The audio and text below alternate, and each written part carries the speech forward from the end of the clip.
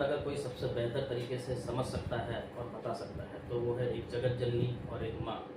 नमस्कार मित्रों, आप देख रहे हैं सालासर न्यूज़ और मैं हूँ विनय प्रजापति। आज हमारे बीच में एक ऐसी शख्सियत मौजूद है जिनका यूँ कहें तो परिचय देने की ज़रूरत नहीं, क्योंकि हर कोई जानता है, लेकिन फिर भी हम अपने चैनल के माध्यम से उनका परिचय करा देते हैं।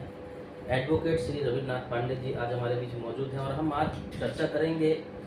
पास जो होते हैं, सक्सेस जो होते हैं, उनके बारे में तो हर कोई बात करता है, हर कोई चर्चा करता है, लेकिन कहीं ना कहीं फेलियर जो हो जाते हैं, कहीं ना कहीं ज़िंदगी से जो हार जाते हैं, उनके लिए कोई बात नहीं करता, उनके लिए किसी प्रकार का कोई एक बड़ा कार्यक्रम ऑर्गेनाइज नहीं किया जाता है। लेकिन अगर देखा जाए तो आज के समय में ये जो बोलते हैं डिजिटल मार्केट होते चला जा रहा है, लोग भाग दौड़ में लगे रहते हैं, अपनी लाइफ या अपनी ज़िंदगी लोग नहीं जी पाते, अपने खुद के लिए जिनके पास समय नहीं है, ऐसे युवाओं की अगर बात करें तो सबसे ज़्यादा आज के समय में युवाओं जो युवा हैं, छात्र छात्राएं, कहीं ना कहीं आत्महत्या सबसे ज़्यादा कर रहे हैं। देखा जाए तो 2010 से लेकर आज ये 2024 चालू हो गया है, लगातार सबसे ज़्यादा जो आत्महत्या कर रहे हैं, कहीं ना कहीं वो 15 वर्ष की उम्र से लेकर 39 वर्ष की उम्र के लोग सबसे ज़्यादा आत्महत्याएं कर रहे हैं। ये आंकड़ा लगातार बढ़ते जा रहा है। इस विषय पर कभी कोई चर्चा नहीं करता, कभी कोई बात नहीं करता। कई स्कूलों में सर का एक कार्यक्रम भी हुआ है, कई स्कूलों के बच्चे और उनके पेरेंट्स ने धन्यवाद भी दिया है इनको, क्योंकि इनके स्पीच की वजह से उन बच्चों के अंदर एक मोटिवेशन आया है। तो आज हम बात करेंगे ऐसे ही बच्चों के बारे में जो कहीं ना कहीं फेल हो रहे हैं। जैसे अभी हाल ही में 10वीं और 12वीं के रिजल्ट आए और बच्चे फेल हो गए, तो कहीं ना कहीं उन्होंने ज़िंदगी की जंग हार ली और मौत को गले लगा लिया। तो बात करेंगे कि ऐसे विषयों पर सबसे पहले किस तरीके से बात की जाए। बहुत बहुत स्वागत है सर आपका। देखिए विनय जी, आपने बहुत अच्छा मुद्दा उठाया है। ये बच्चों के जो फेलियर की बात है, इसमें देखिए सबसे बड़ा महत्वपूर्ण देखा जाए तो बिंदु कई हैं। उसमें से बच्चों को सबसे ज़्यादा ध्यान देने की ज़रूरत है। उनके ऊपर किसी भी प्रकार का कोई लोड देने की ज़रूरत नहीं है। उनको ज़्यादा से ज़्यादा प्रोत्साहित करने की ज़रूरत है कि ये परीक्षा जो है वो कोई अंतिम परीक्षा नहीं है, ये ज़िंदगी का शुरुआत है सर। और ये परीक्षा में मान लीजिए किसी कारण से हर बच्चे अपनी तरफ से काफ़ी मेहनत करते हैं और उनमें सफलता और असफलता ये दो बिंदु है। इसमें खास करके गार्जियन को ये ध्यान देना चाहिए कि अपने बच्चों पर किसी प्रकार का कोई लोड नहीं देना चाहिए। उनको बस एक ही चीज़ कहना चाहिए कि आप अपनी तरफ से तैयारी करो। अगर मान लीजिए किसी कारण से नहीं भी हुआ तो उनको प्रोत्साहित करने की ज़रूरत है और ये कहने की ज़रूरत है कि फिर दोबारा करेंगे, फिर दोबारा अच्छे नंबरों से पास होंगे। बच्चों में जो ये चीज़ें आ जाती है कि हम फेल हो गए, हम अपने सहपाठी से किस तरीके से बातचीत करेंगे, क्लास में लोग हमारा मजाक उड़ाएंगे या हमारा एडमिशन मिलेगा या नहीं मिलेगा, इन बिंदुओं पर काफ़ी उनका ये रहता है। लेकिन मैं यही कहना चाहूँगा युवा पीढ़ी से कि आपको ये नहीं देखना है कि हमारा ये इस बार रिजल्ट ख़राब हो गया तो लोग हमारे बारे में क्या कहेंगे। लोगों का काम है कहना, आपका काम है आगे बढ़ना। आप आगे बढ़ते रहिए, आप इससे बेहतर कर सकते हैं। और अक्सर देखा जाए तो जो व्यक्ति शुरुआत में अगर उसके मार्क्स कम आए हों या वो किसी कारण से असफल हुआ है, वही बच्चा आगे जाकर के इतिहास कायम करता है और लोगों ने किया भी है। जब तक कोई व्यक्ति संघर्ष ना करे, जब तक कोई व्यक्ति असफलता का अनुभव जिसको न हुआ हो, वो सफलता की तरफ नहीं जा सकता। जब असफल व्यक्ति ही समझ लीजिए कि सफल बनने में या किसी को बनाने में अपनी भूमिका निभा सकता है। इसलिए कभी असफलता पर किसी व्यक्ति को अंतिम पड़ाव तक जाने की ज़रूरत नहीं है, जाना भी नहीं चाहिए। खास करके हम माँ बाप को कहना चाहेंगे, पेरेंट्स को, कि अपने बच्चों पर ध्यान दें और मोबाइल से बच्चों को दूर रखें और बने उतना उनको प्रोत्साहित करें और उनके ऊपर ध्यान दें और उनको किसी प्रकार का कोई प्रेशर ना दें कि आप ये करो वो करो या आप को ये डॉक्टर बनना, इंजीनियर बनना है। देखिए हर आदमी का भाग्य नसीब फिक्स है, उनको जो करना है वो करेंगे। किसी पेरेंट्स के कहने पर कोई लड़का डॉक्टर और इंजीनियर और वकील या पॉलिटिशियन नहीं बन सकता। वो उसके भाग्य, उसके कर्मों पर निर्भर करता है। जैसे कि आप सभी को बता दें, अगले सप्ताह हम एक नया लेके आएंगे। जैसे कि जो आज आपको मोटिवेट कर रहे हैं, आपको जो समझा रहे हैं, उनकी भी एक ऐसी जीवनी है, वो कहीं ना कहीं आपके ज़िंदगी के लिए बहुत ही बड़ा काम करेगी, कारगर साबित होगी। तो अगले सप्ताह हम ये लेकर आएंगे। और उसके बाद एक कुछ और भी सवाल रहेंगे जो आप लोगों के ज़रूरी है। जैसे सर के बच्चे जो आत्महत्या कर ले रहे हैं, तो इसका कुछ रीज़न हो सकता है या फिर इसको रोकने का भी कोई ना कोई उपाय हो सकता है। जैसे स्कूल हैं, काफ़ी सारे स्कूल हैं यहाँ पर, तो स्कूलों के अंदर भी कोई ना कोई ऐसे कार्यक्रम महीने में, 3 महीने में या 6 महीने में होते रहना चाहिए। और अगर ऐसा नहीं होता है तो एग्जाम से पहले कोई ना कोई ऐसा मोटिवेशनल कार्यक्रम रखना चाहिए जिससे कि बच्चों के अंदर कोई ना कोई ऊर्जा मिले। आप देखिए वीरा जी, अब चूँकि वकीलात के साथ साथ हम सोशल वर्क में भी जुड़े हुए हैं, और पार्टी ने भी हमें अन्य भाषा भाषी सेल में वापिस शहर में तालुका संयोजक तरीके जवाबदारी दी हुई है। इन सभी दायित्वों को निर्वहन करते हुए हमें या हमारे जो वकील आलम है उस तरफ से भी हम लोग, कोर्ट की तरफ से भी हम लोग अन्य स्कूलों में या पब्लिक प्लेस पर हम लोगों ने अवेयरनेस कार्यक्रम भी चलाते आए हैं। इसके पहले भी हम लोगों ने 2-3 स्कूलों में आपके साथ भी बच्चों को मोटिवेट करने का अवसर मिला है। देखिए, ये जो आपने घटना के बारे में आपने बताया है, उसमें बहुत दुखद घटना है, और हम यही पेरेंट्स से कहना चाहेंगे कि अगर आपका बच्चा असफल होता है तो उसको आप विशेष ध्यान दें, उसको आप मोटिवेट करें कि ये जो एग्ज़ाम है वो आपका लास्ट एग्ज़ाम नहीं है, ये आपकी ज़िंदगी की शुरुआत है। आप असफल हुए हो, आप उसको मेहनत करो, बहुत अच्छा कर सकते हो, और वो लड़का बहुत अच्छा करेगा। देखिए सर, मैं आप सभी के माध्यम से ये कहना चाहूँगा कि हर किसी सफल व्यक्ति, जो कोई सफल व्यक्ति है, उसकी आप देखेंगे तो शुरुआती दौर जो होता है उसका संघर्षमय होता है, और जो संघर्ष किया वही सफल हुआ। इसलिए कभी भी किसी व्यक्ति को किसी परिणाम से विचलित नहीं होना चाहिए, और गार्जियन को किसी भी बच्चे को उसके परिणाम पर कभी उसको ये नहीं कहना चाहिए कि आपने अच्छा नहीं किया है, आप अच्छा नहीं कर पाओगे, या आपसे नहीं हो पाएगा। ये सारी चीज़ें कभी नहीं कहनी चाहिए। उनको ये कहना चाहिए कि ये तो शुरुआत है, आगे आप बहुत अच्छा करोगे। और विशेषकर बच्चों पर ध्यान देना चाहिए, उनकी एक्टिविटी पर ध्यान देना चाहिए, वो किस ग्रुप में बैठते हैं, क्या करते हैं, इन बातों पर विशेष अगर जो ध्यान दिया जाए तो इन सब चीज़ों को रोका जा सकता है।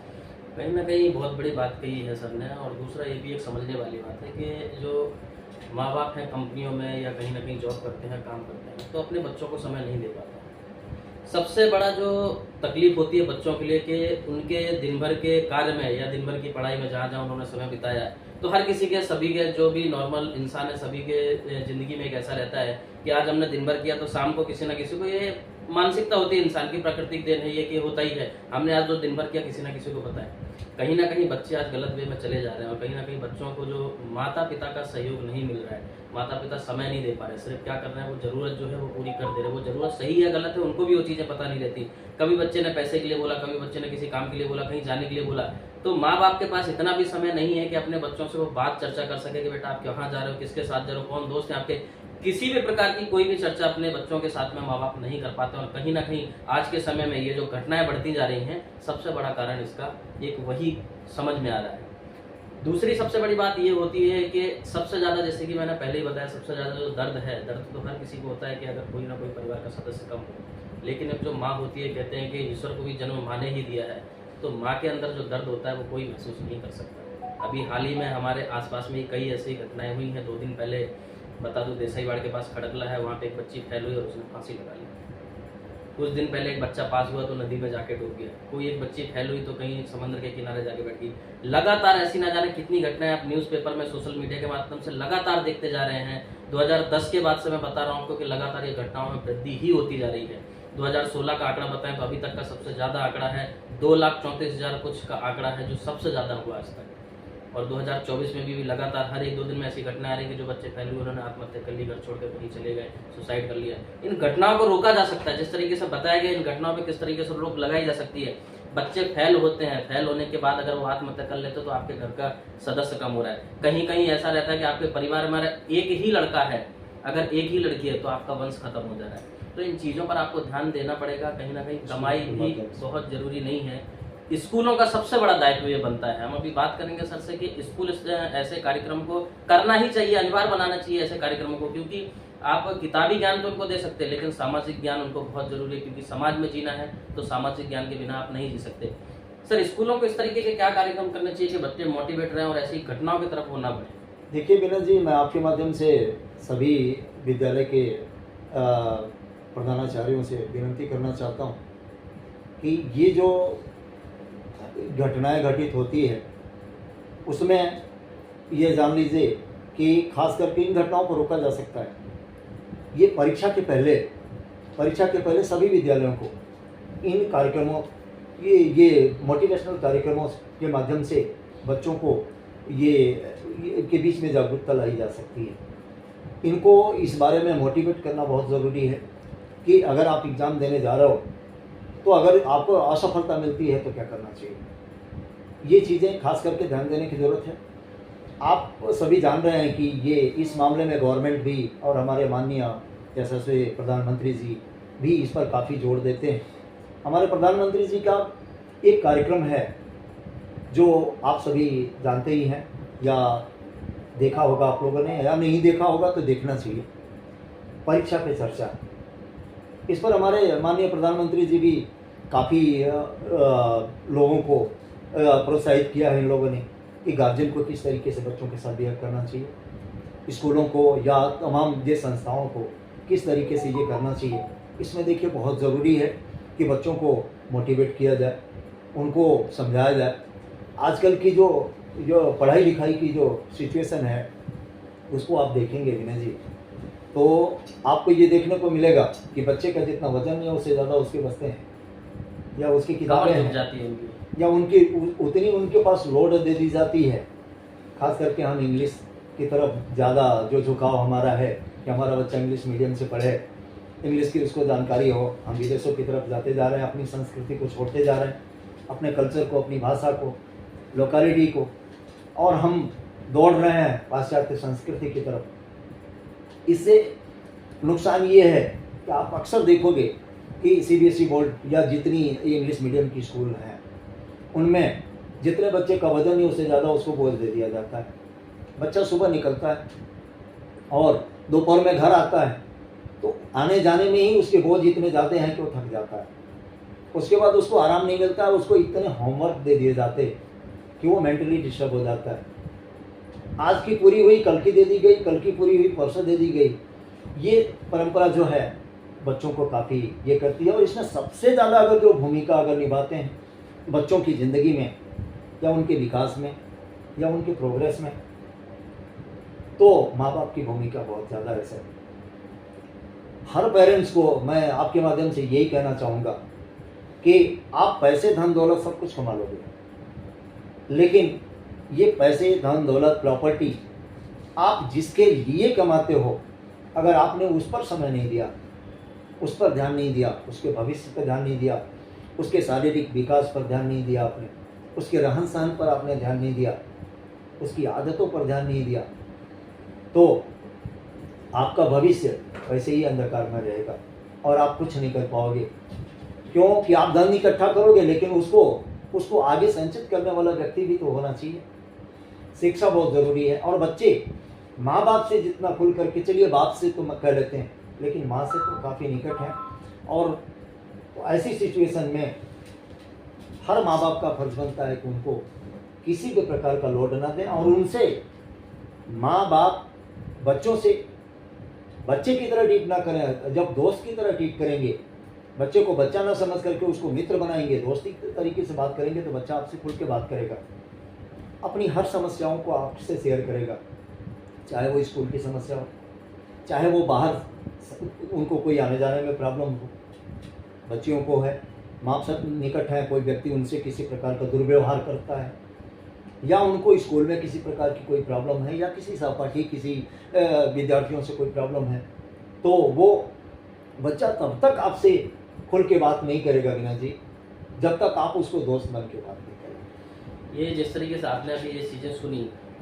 सबसे पहले आपको बता दूं कि वीडियो जितना भी बड़ा होगा आप वीडियो को पूरा ज़रूर देखें, क्योंकि ये स्कूलों की बात कर लें, टीचरों की बात कर लें, माता पिता की बात कर लें या बच्चों की बात कर लें, सभी के लिए ये वीडियो बहुत जरूरी। जिस तरीके से बताया सर ने कि आप मानसिक विकास तो कर लेंगे बच्चों का, अगर लेकिन शारीरिक विकास भी नहीं हुआ तो आपको किसी भी प्रकार से कहीं भी नौकरी नहीं मिलेगी। क्योंकि आज के समय में सबसे ज़्यादा होता है कि आपने मानसिक विकास अपना कर लिया लेकिन शारीरिक विकास नहीं है, तो जो हेल्थ चेकअप वगैरह होते हैं उसमें आप फेल हो जाओगे। तो ये भी जरूरी नहीं कि आप सिर्फ एक ही चीज़ पर ध्यान दो, मानसिक विकास के साथ साथ शारीरिक विकास होना भी बहुत ही जरूरी है। सर आखिरी सवाल रहेगा कि जैसे युवा इस तरीके से कदम उठा रहे हो, कहीं ना कहीं हमारे ट्रस्ट और चैनल के माध्यम से 23 जून 2024 को एक बहुत बड़ा कार्यक्रम होने जा रहा है। जिन बच्चों ने मेहनत करके, परिवार ने उनका साथ दिया, टीचरों ने और आप जैसे लोगों ने जो मोटिवेशनल ट्रेनिंग देके उन बच्चों का हौसला बढ़ाया और आज वो कहीं ना कहीं पूरे गुजरात में अपना नाम रोशन करके रखा है, जिन्होंने उनके लिए 23 जून को स्वामी नारायण गुरुकुल स्कूल में एक बहुत बड़ा कार्यक्रम रखा गया है। तो जिसके पास भी समय हो वो जरूर आए और अपने बच्चों को भेजें। सर आखिरी सवाल रहेगा कि जो बच्चे पढ़ के अच्छा पढ़ रहे हैं, उत्तीर्ण हो रहे हैं, उनके लिए बहुत अच्छी बात है, लेकिन कहीं ना कहीं जो गलत कदम भी उठा रहे हैं उनके लिए और उनके परिवार के लिए आखिरी क्या आपकी सलाह है?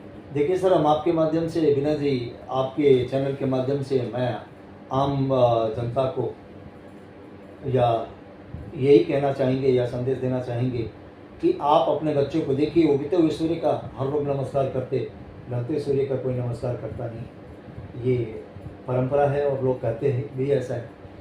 देखिए, जो बच्चे पास हुए हैं उनको तो प्रोत्साहित करने वाले बहुत मिलेंगे, लेकिन जो बच्चे निराश हुए हैं या किसी कारण से असफल हुए हैं उनको प्रोत्साहित करने की खास करके ज़रूरत है सर। इसलिए आपके माध्यम से जो आपने ये कार्यक्रम रखा है, श्री स्वामीनारायण गुरुकुल चला, इसमें ये बहुत सराहनीय काम है, करना चाहिए।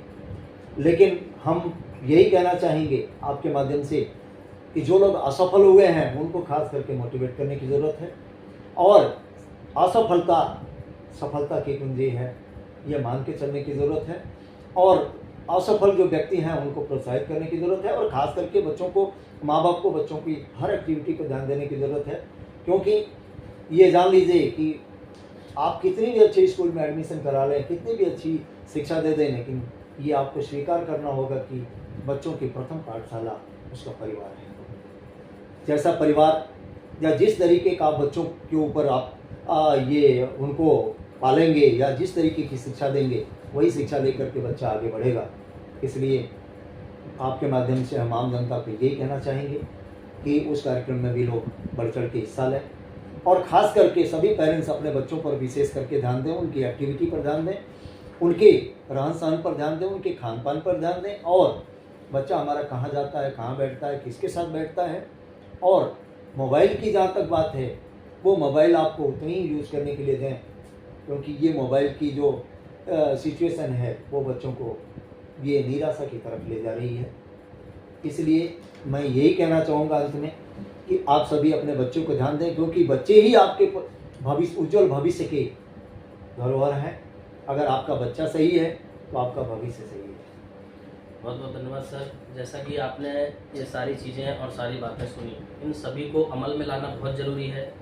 जैसा कि हमने पहले भी आपको बताया कि ये जो वीडियो बना है, ये वीडियो हर किसी के लिए, ये नहीं कि स्कूल हो, टीचर हो या माता पिता हो, स्टूडेंट हो, हर किसी जो बोलते हैं मोटिवेशनल जो स्पीच होती है वो कहीं ना कहीं हर किसी के कुछ ना कुछ काम आती है।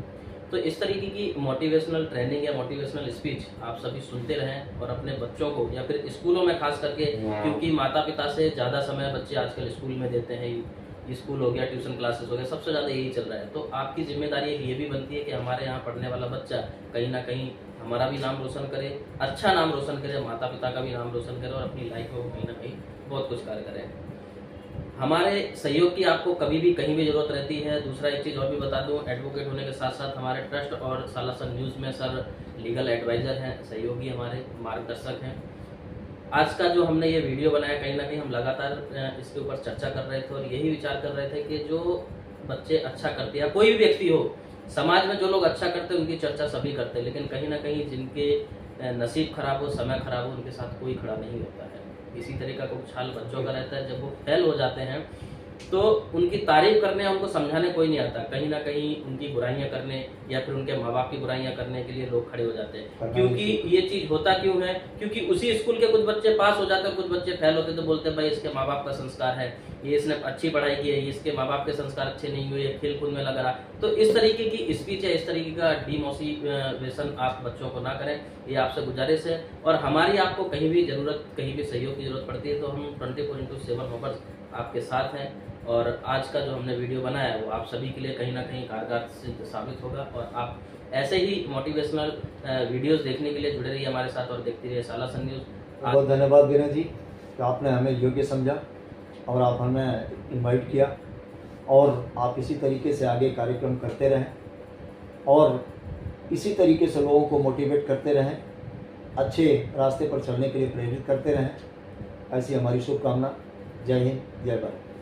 बहुत बहुत धन्यवाद।